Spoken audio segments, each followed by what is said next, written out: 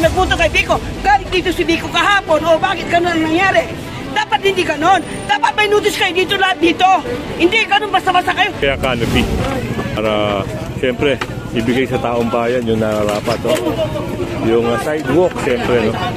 At yung mga illegal siyempre tatanggalin.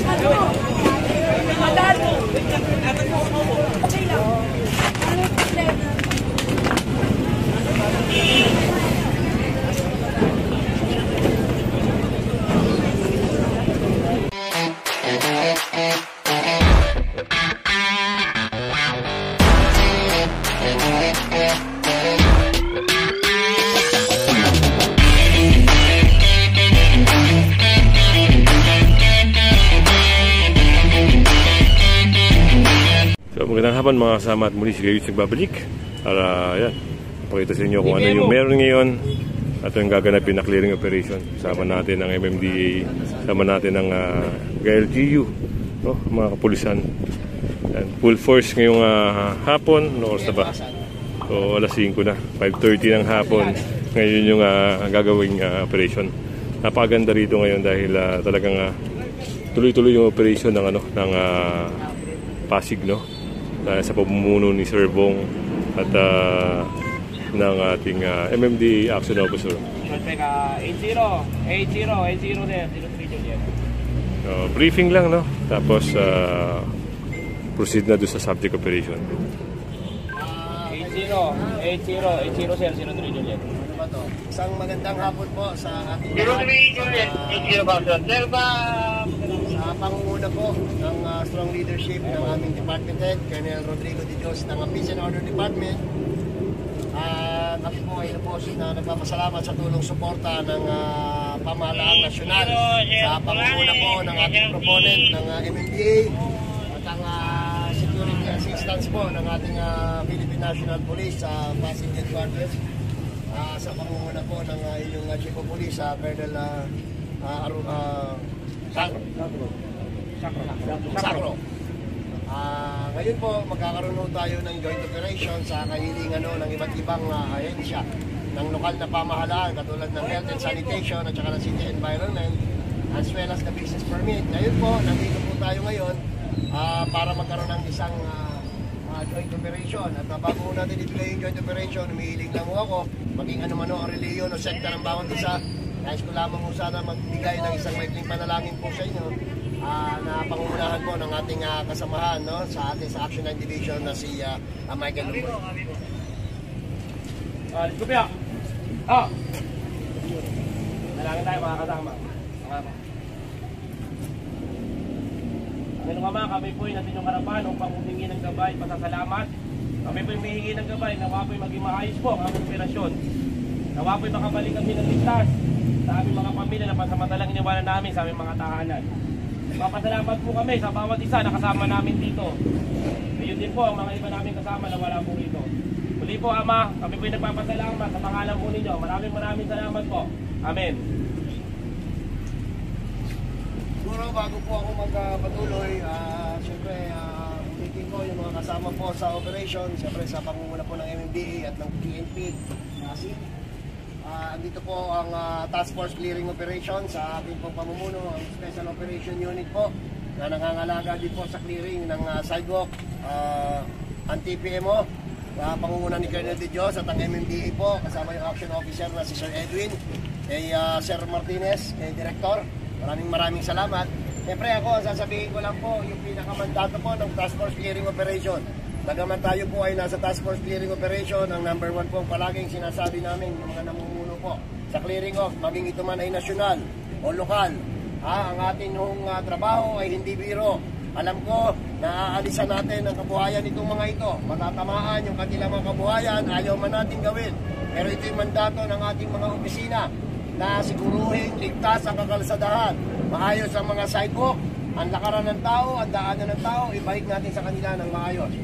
So ito po ay magkakaroon ng isang malawakang clearing operation na joint operation po ng national government and the local government ng Pasig. Ang main proponent po dito is the MMDA po. So all confiscated items, kasi po sa kanila, sa ordinansa nila, ang ordinansa ng MMDA po, ay ang lahat po ng confiscated items is considered waste. So nasa sa kanila po, discretion nila yon kung saan nila dadalhin yun. But all confiscated materials, item, and any other na illegal structure na makukuha doon, ang disposition po nun ay nasa MMDA, tama po. So nasa sa kanila yon. So tayo po, ang LGU Pasig, sinisiguro lang natin na may proper coordination sila sa atin. Kami pong mga opisyal ay sisiguraduhin lang namin na tama yung kanilang ginagawa at nandito po sila nakipag-coordinate sa atin para hindi po malihis. Doon lang sa talagang kung ano lang po yung pinupunteriya ng ating operation. Pakiusap po, lalong-lalo na sa aking mga kasamahan sa lokal at ang ating mga kapulisan, we must be polite at all time. Huwag sa ating manggagaling hanggat maaari, ni biro. Wala sanang magbibiro, wala sanang magbibigay ng kahit anong komento na nakakasakit ng damdamin ng bawat isang kasama natin o kasama o hindi man o yung mga tatamaan po ng clearing operation. Kung magkakaroon po ng problema sa security, siguro doon yung panahon na lalapit at darating lamang yung ating kapulisan. So bago tayo magsimula at bago tayo lumakad, tingnan ko lang po para mabigyan kayo ng konting briefing regarding po sa security at ano ho ang gabay at ang rules ng ating mga kapulisan pagdating po sa security, sa safety and security. Bagamat may mga trainings naman yung ating mga security, makahingi lang tayo ng konting gabay po sa ating kasamahan, si Tingnan de Velasco. Magandang hapon sa inyo lahat. Ako nga pala si Police Captain Velasco. Sorry po. Ako po yung head ngayon ng PNP sa clearing na to. Sana itong operation natin ay maging mapayapa. Sana hindi na maulit yung mga nagdaan nang wala nang masaktan at wala na kung ano man ang mangyari. Ang ano ko lang, kung dapat sa operation na to, kung aalis ang isa, dapat tayo lahat aalis. Walang maiiwan sa lugar. Kasi doon yata napahamak yung ibang kasamahan natin dati, naiwan sila. Huwag nating iwanan ang kasamahan natin. Lalo na kung mainit ang sitwasyon. Dahil sigurado mapapahamak sila. Nandito naman kami para i-assist kayo sa security natin. Kaligtasan ng bawat isa, yun ang hangad din namin. At ganoon din sa kaligtasan din ng PNP. Magkaisa tayo sa operation na to at sana maging matagumpay ito. Salamat. Thank you. Siguro ngayon, bago tayo magsalita, hindi na rin magsasalita yung ating MMDA. Siguro yung ating convoy, yung convoy natin, siguro mag-uusap dito is yung mga security natin sa PNP at yung security natin sa safety, ang ating Special Operation Unit and TPMO. Tapos yung mga drivers po ng tatlong vehicle ninyo, ng tatlong vehicle natin, para yung convoy po natin, hindi tayo mag-iiwanan, synchronize po lagi ang takbo natin. So siguro si Michael Lumboy, papaliwanag kung paano ang lakad natin, para yung jump off natin ngayon po ay sabay-sabay. Aalis tayo rito, ang spearhead natin, TPMO. Are kayo mag-i-spearhead, as per ni Sir. After ninyo, kami na, yung mga cycle namin. Tapos yung mga kapulisan natin, Sir. Tapos yung mga truck nila, Sir. Ang ruta natin, from here, diretso tayo ng Sir Raimundo. Tapos nakakanan tayo ng Jennings Avenue. May usapan na kami ni Sir Ronnie, ibablock na po yun. Yung kanto-kanto, para yung mga personnel makagalaw ng maayos. Tapos kanan tayo ng West Bank, diretso tayo ng Manggahan, Barangay sa East Bank, for regrouping. Sabi nga po ni Sir Captain Velasco, aalis tayo rito kompleto, papalit tayo na kompleto. Ang una nating regroup sa may East Bank, sa harapan ng barangay ng Manggahan. Wala ko tayong mag-regroup tayo, mag-accounting of men tayo uli. Kailangan umalis tayo ng 100 dito, makabalik tayo ng 100 dito pare-pareho.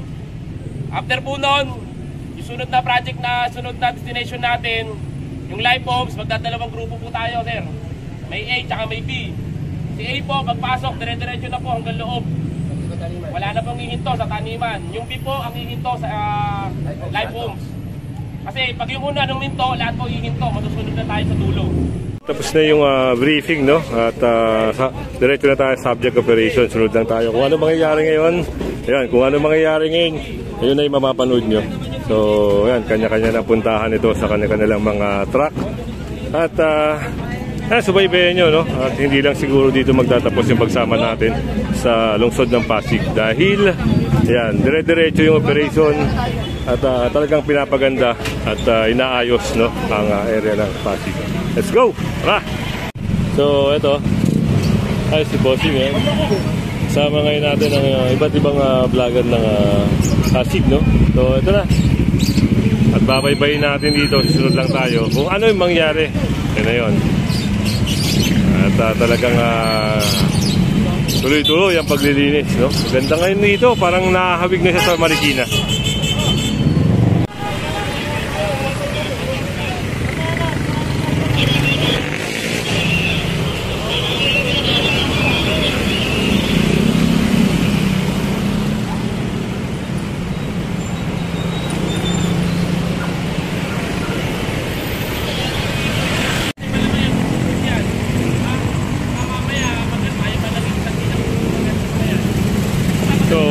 Briefing ulit, no, para pag pinasok na yung subject area, siguradong walang hawala, no? Kasi nireklamo rin yung area na yun.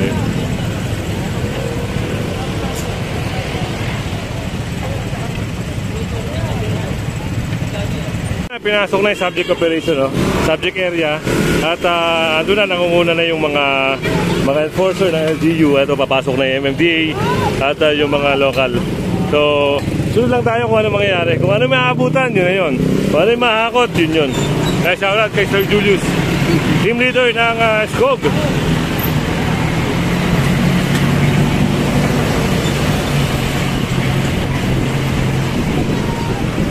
Ayan na, bumaba na. Bumaba na. So, ito na yung sinasabi natin, kung ano maabutan, isasakay. Yeah, recorded dyan. So, ito yung kagandahan sa operation, ha. Kung ano yung maabutan, kung ano yung makita na na-obstruction sa kalsada, isasakay.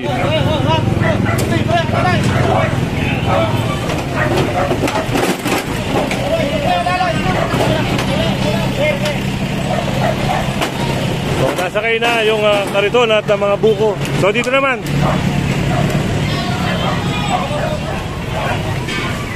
Ito na, nakipagagawa na sila, oh.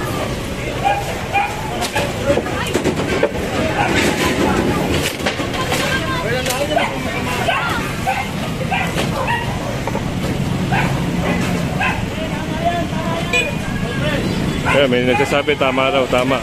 Yung ginagawang clearing operation.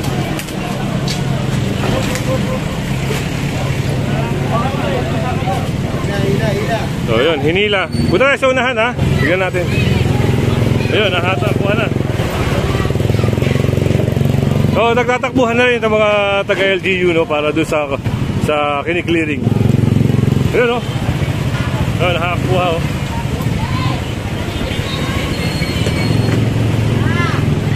Lahat na makakuha.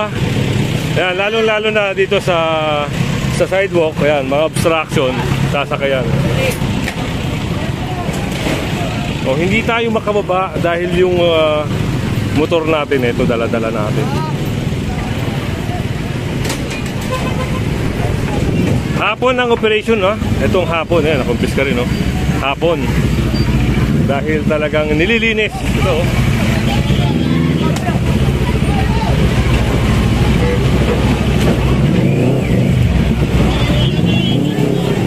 Ito rin, dito, meron din dito.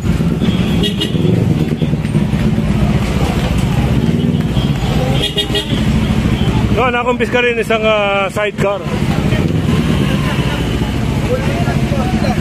Ayan, nakumpiskado yan. Ay, mga ayan, oh, yung mga prutas na may sidecar, yan.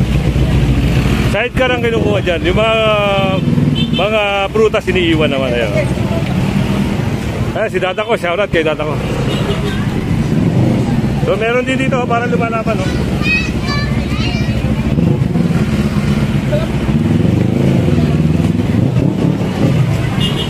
So doon na lang natin, no, kung ano yung mangyayari sa operation.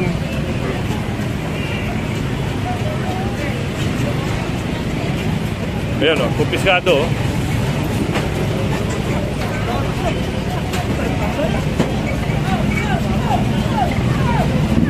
So, yung iba dito, ayun, medyo maganda na yung ano, yun. Ayun, meron na naman makukumpis na nun. O, yung isang kariton, isang cart, no? Yung trolley na pang soft drinks, ay kumpiskado rin.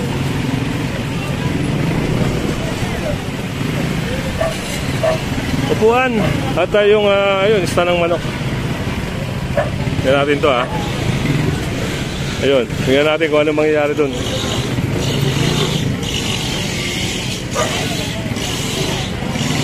So dito, ayun, nakukuha na oh.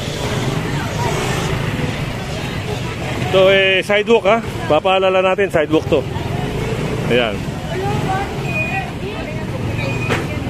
Ayan, oh. Tama nga naman si nanay, yan. Binaklas na rin. Ayan oh.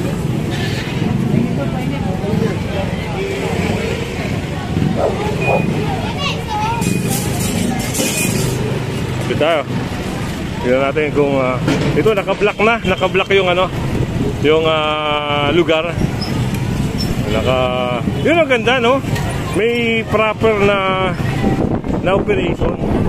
Naka-block kung ano yung dadaanan, di ba? So ito sigurado yung iba rito hindi na uulit no.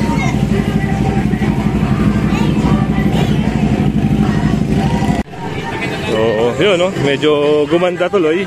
Yung, ayun, nakumpis ka rin to.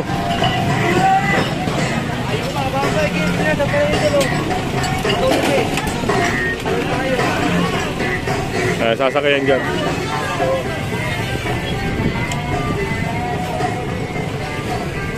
Tignan natin doon. So, dito, merong kumpiskahan din, no? Galing, no? Talagang, yun, may nakumpis ka rin doon.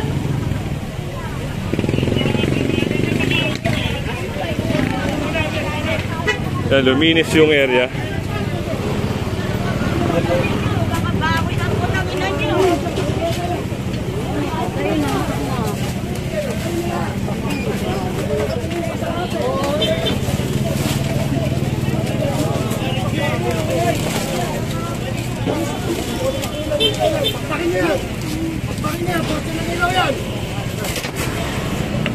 Yan, nagbigay ng instruction si Sir Bong, no?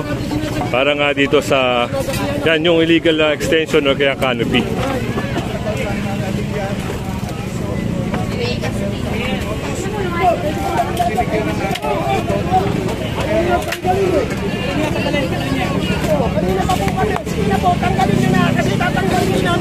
So yun, tama nga naman yung sinabi ni Sir Bong, no?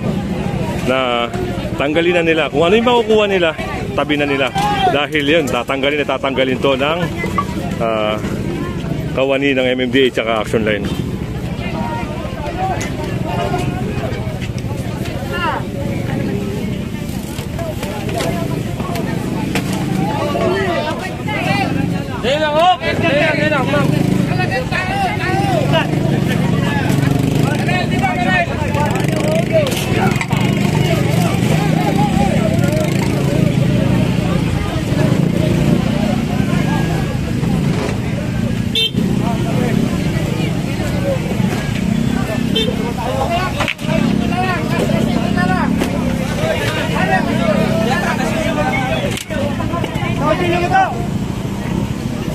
So meron din dito.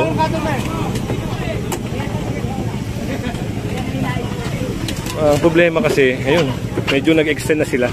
Kaya nareklamo siyempre at gusto mong linisin ng Pasig yung lugar na ito, no? Para siyempre ibigay sa taong bayan yung nararapat, no? Yung sidewalk siyempre, no? At yung mga illegal siyempre tatanggalin. Baka madali pa kayo. Mapago pa kayo. Matanggalin ko kayo. Anong problema?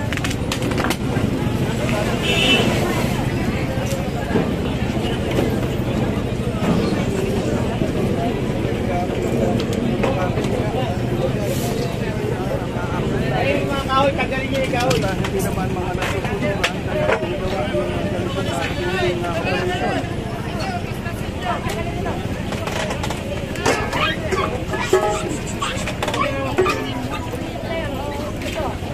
Ayun po panindan nyo yung ano niya para di maulog.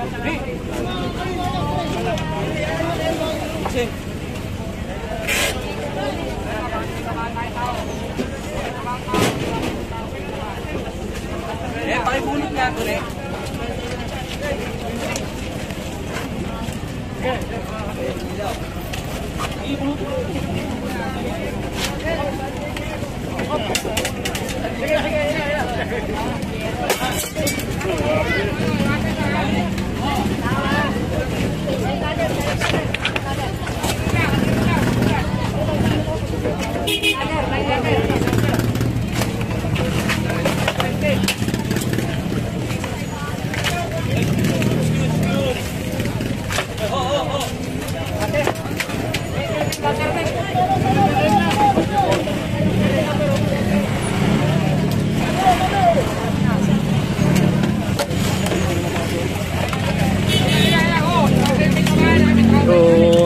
Lumuwag, no? Naging maayos, maganda na tignan, no?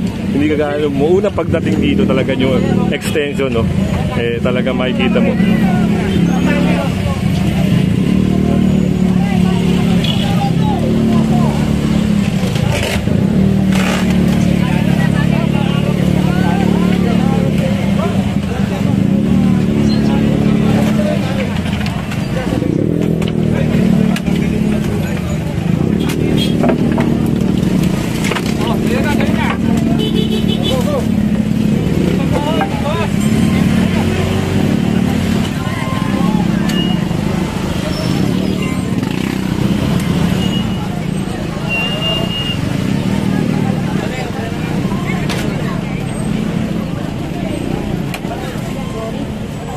So kanya-kanyang ligpitan sila, yung mga natapon na paninda, yan, pupulutin nila. Pero ayan, sana hindi na nila ibalik ito dahil pag yan, nakita uli sila, sigurado for sure yan, eh, ma-ooperate at ma-ooperate pa rin sila.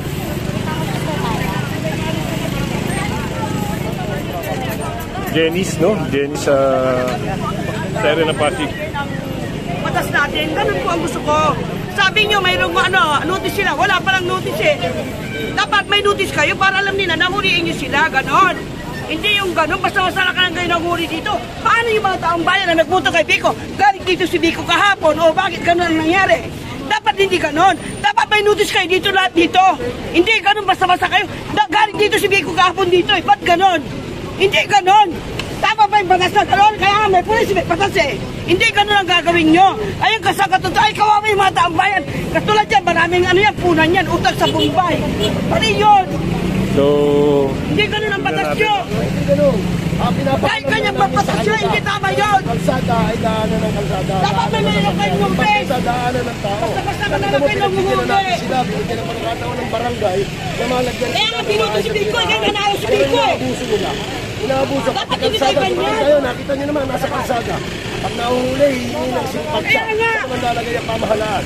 So, kinakailangan, Kaya ibabigay kayo notice para manghuli kayo, may notice kayo. madaanan, hindi lamang ng mga Nanghuli kayo ng basta-basta eh. Nabigyan na po ba ng marami na abiso. Kaya nga nanalo si Biko eh. Kaya nga pinuto eh. Dapat kayo Sa atin dito sa action line, lahat po, noong panahon pa ng Bantay Pasig at saka ng OPS pa, lagi yan nahuhuli, pinagsasabihan sila, pero walang pagtalima eh. So kinakailangan minsan kahit masakit, gamitan natin ang kamay na bakal para makita seryoso ang pamahalaan na naiayos. Yung kalsada, maiayos yung daan ng tao. Nakita nyo naman, poste ng Meralco. Yung poste ng Meralco. Pagka na-aksidente, nasunog, o nakuryente, kahit ano, kasalanan ng pamahalaan. So ngayon, inaalis sila, kinausap na namin yan. Last year pa, bago mag-Pasko. Naiayos sila, ayaw nila, wala rin silang pupuntahan. Binibigyan namin sila ng livelihood ng barangay ni Kapitan Eli para sa isang livelihood. O kaya doon sa Talipapa, sa may Rosario Boulevard, ayaw nila. Gusto nila dito sa hindi nagbabawal. Eh, hindi naman po pwede tayo ang susunod sa kanila. O, masakit man, kinakailangan minsan makita nila seryoso ang pamahalaan na maipatupad yung batas na para sa lahat po, hindi sa mga ilan-ilan lamang. yun. Narinig nyo yung yung paliwanag ni Sir Bong, no? Na talagang dati sila pinagbibigyan at yun, talagang nilinis na dahil talagang bawal na bawal sila, lalo na yung no, light material, di ba, madali masunog. So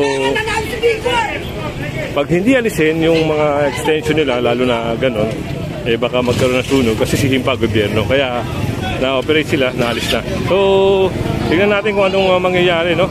Saan tayo? Sunod lang tayo sa operation.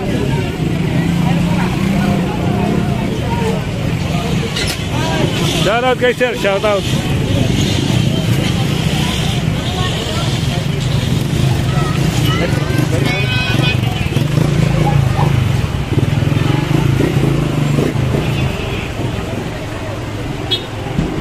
So, sunod tayo doon sa sunod na subject operation.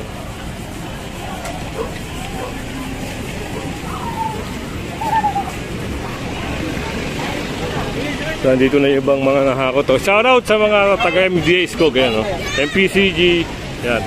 Kahit hapon na talagang solito na trabaho. Sila sir.